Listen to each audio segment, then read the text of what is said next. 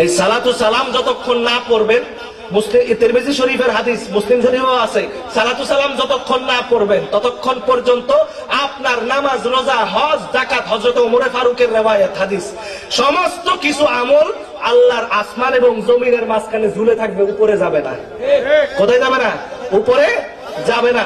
আল্লাহ কইলো আকিমুস সালাহ, নামাজ ফরজ হয়ে গেল, আতুজ যাকাত, যাকাত ফরজ হয়ে গেল, সাওম রমাদান, রমজানের রোজা ফরজ হয়ে গেল, হজ করো, হজ ফরজ হয়ে গেল। আল্লাহ কইলো সাল্লু আলাইহি ওয়া সাল্লিমু তাসলিমা, আকিমু যেমন সিগা, সাল্লু একই সিগা। আল্লাহ আমরা হাজিরের সিগা ব্যবহার করলো, এখানেও অর্ডার দিল নামাজ পড়ো, ওখানেও অর্ডার দিল সালাতু সালাম করো। আল্লাহর একটা অর্ডার ভাল লাগলো আর আরেক অর্ডার বেদাত কইয়া সুক্কা লাগলো। তার মানে তাদের বোঝা গেল শত্রুতা প্রিয় নবীর সাথে, ঠিক কিনা বলো? শত্রুতা অন্য কিছু না, প্রিয় নবীর সাথে শত্রুতা। আব্দুল্লাহ ইবনে যুল খুয়াইসার প্রেতাত্মা তার ভিতরে, এটা মনে রাখবেন।